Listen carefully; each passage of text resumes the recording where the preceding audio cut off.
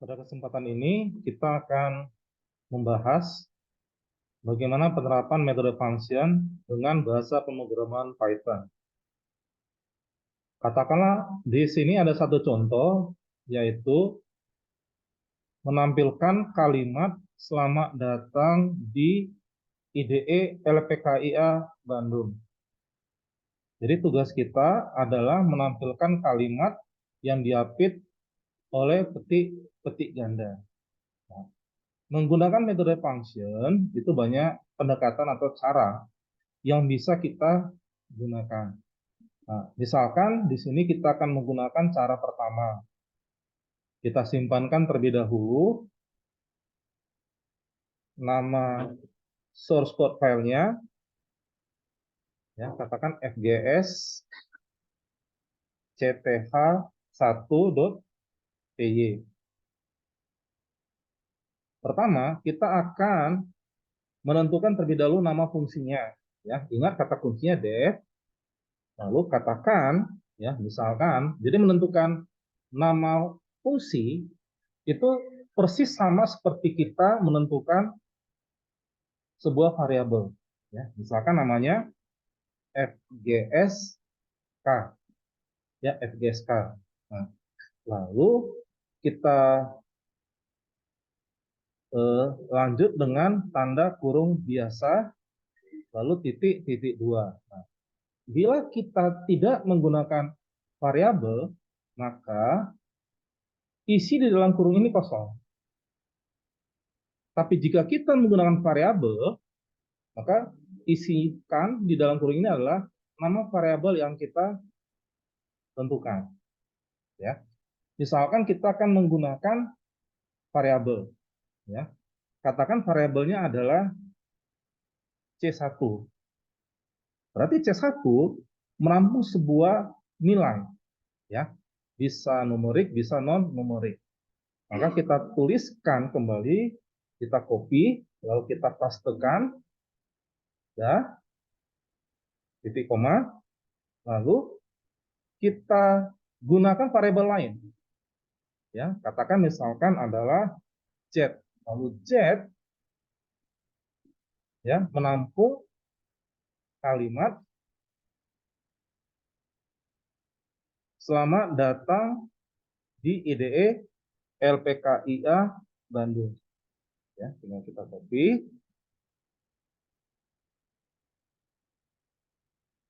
Jangan lupa diapit petik ganda.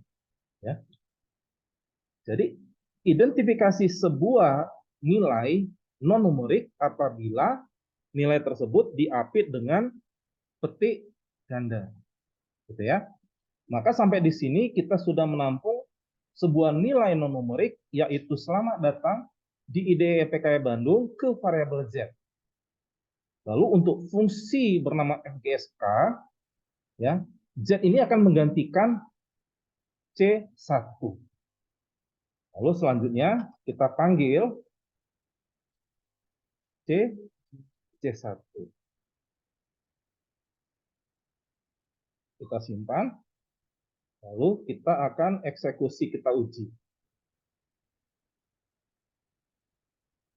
Source code-nya kita telusuri di mana. Nah, ini ternyata di sini. Lalu kita eksekusi. Maka tertampil selamat datang di IDE LPKIA Bandung. Ya, ini bisa kita kopikan, lalu kita pastekan.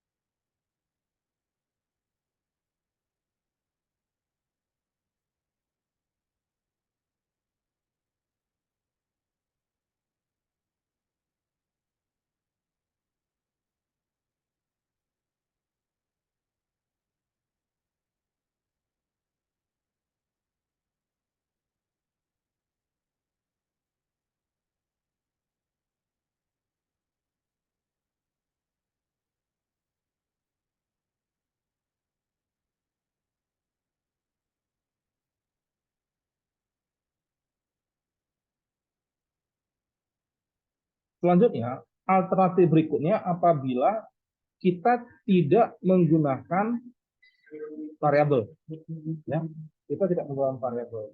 Ya. Shortcut ini kita modif, ya, akan kita simpan.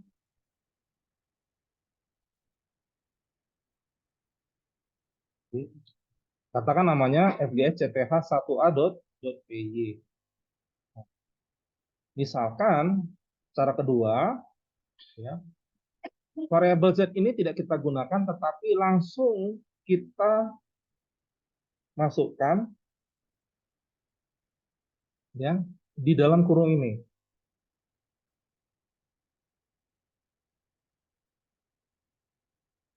Hingga alhasil value ini nanti akan menggantikan isi dari C1. Dan C1 kita panggil. Nah, jadi ini sama seperti tadi secara tidak langsung. Ya, kalau tadi kita gunakan satu variabel z, z menampung value, ya, kalimat selamat datang di EDLPK Bandung. Nah, pada kesempatan ini kita modif, z tidak kita gunakan, tapi langsung nilainya kita terapkan, kita set langsung di dalam kurung ini. Ya, sekarang kita akan uji.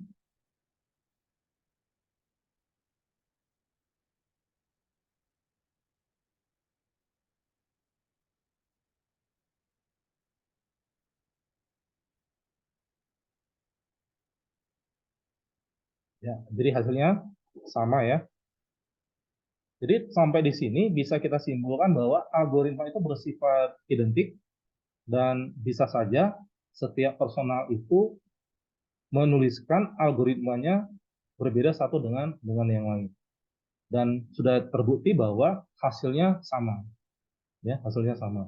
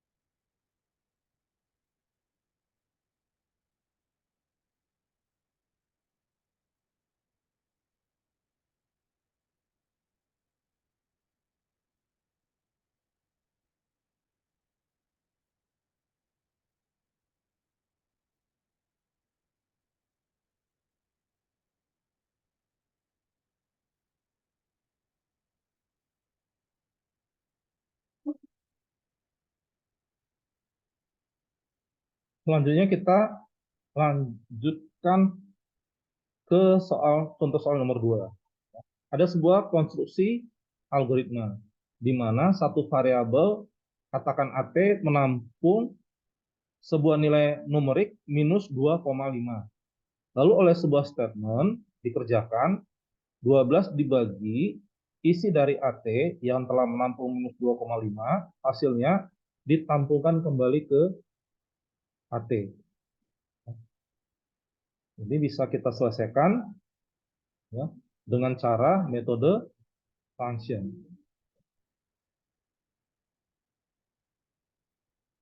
Kita simpankan terlebih dahulu.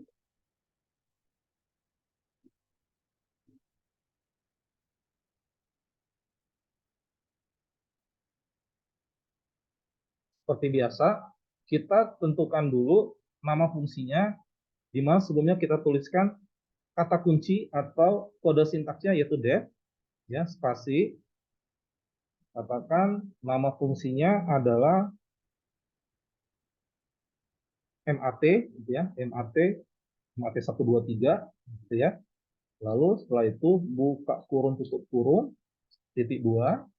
Nah, di sini sudah pasti menggunakan satu variabel, ya, yaitu variabelnya adalah AT, A kecil T, T besar. Maka kita tuliskan di sini variabelnya AT, gitu ya.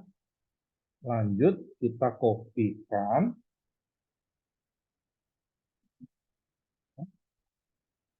sudah. Lalu kita ganti variabelnya dengan variabel lain, ya, katakan V.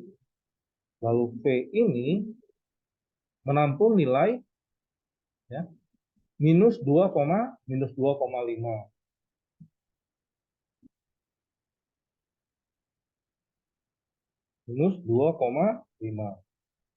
Ya, jadi minus 2,5 ditampungkan ke variabel V, lalu variabel V oleh fungsi mat 123 akan menggantikan, ya, isi variabel AT. Oleh sebab itu kita tuliskan fungsinya, ya. Jadi fungsi MAT123 ini pasti mengerjakan sesuatu sejumlah instruksi, ya. Nah, instruksinya itulah yang kita ambil dari soal ini. Statementnya ini kita ambil,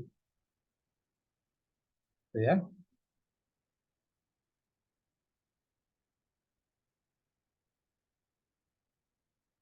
Jadi AT sama dengan 12 dibagi, ya. Ini bukan tambah tetapi dibagi, ya. Jadi ini bukan tambah tapi ini dibagi.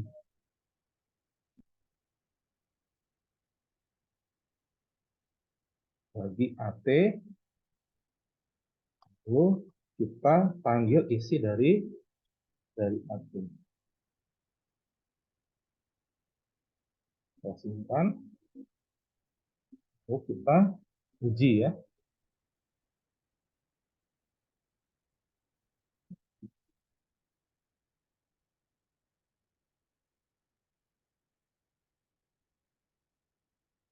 Eksekusi, hasilnya minus 4,4,5, ya.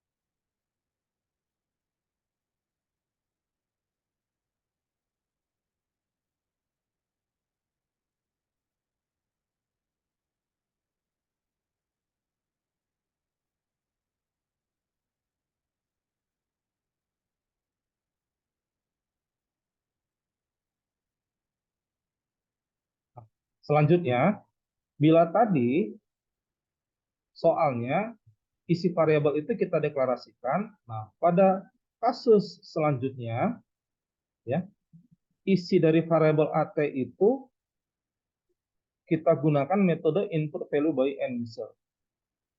Mengingat pada statement bahwa AT sebagai nilai pembagi, maka otomatis kita harus melakukan proteksi apabila AT itu menerima inputan nilai numeriknya sama dengan 0.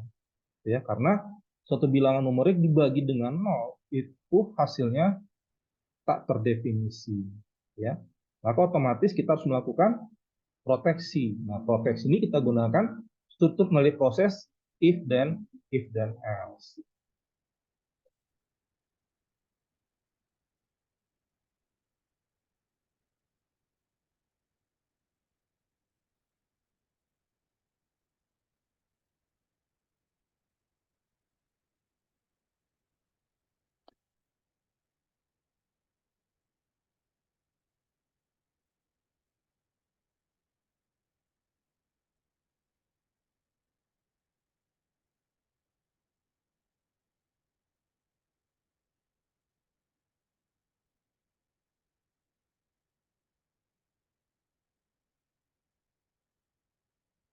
Oke, kita tuliskan terlebih dahulu sintaks code untuk mendefinisikan suatu fungsi yaitu def, ya. Jadi kalau kita menggunakan metode function harus kita tuliskan terlebih dahulu kata kuncinya adalah def. Dilanjutkan nama fungsinya, katakan nama fungsinya adalah fungsi 1, ya. Jadi nama fungsinya adalah fungsi 1, titik 2, ya. Lihat bagaimana aturan untuk menuliskan fungsi dan namanya, ya. Jadi setelah nama fungsi dilanjutkan dengan tanda kurung biasa, ya.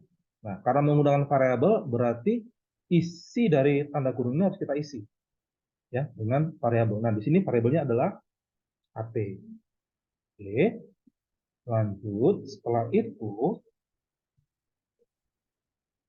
teruskan kembali.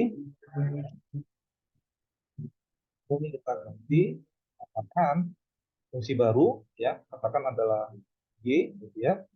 Maka y menerima inputan, gitu toh, berdasarkan konstruksi algoritma. Ya, di sini itu tanda tanya. Berarti metodenya kita gunakan input value by end user. Maka kata kuncinya atau kode sintaksnya input, ya, dalam kurung berikan kalimat tanda pertanyaan itu, ya, tentukan nilai. Oke. Nah, selanjutnya nilai yang diberikan oleh Y itu harus kita konversikan ke numerik. Nah, ada dua pilihan, fungsi ke bilangan bulat dan fungsi ke bilangan pecahan atau bilangan B. Nah, kita gunakan float, ya, jadi supaya range-nya lebar. Y, hasilnya tampungkan kembali ke Y. Maka sampai di sini nilai Y terakhir ini sudah menerima inputan numerik dalam bentuk bilangan pecahan. Ya. Nah, selanjutnya kita masuk ke sini, ya. Kita proteksi. If AT sama dengan 0, ya, kita proteksi. Else. Jadi selain itu, ya, maka kita tuliskan print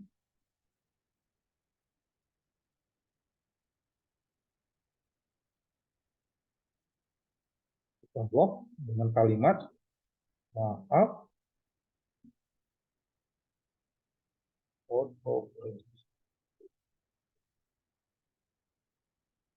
jika bukan 0, maka kita eksekusi, ya, dengan statement 12 dibagi AT, hasilnya tampungkan kembali ke variabel yang sama yaitu AT.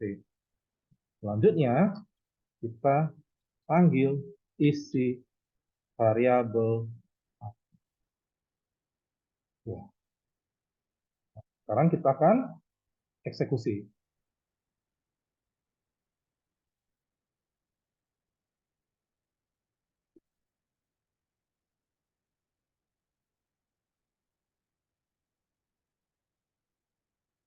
Akan kita berikan min 1. Ya, ada hasil ya. Lanjut, kita uji lagi.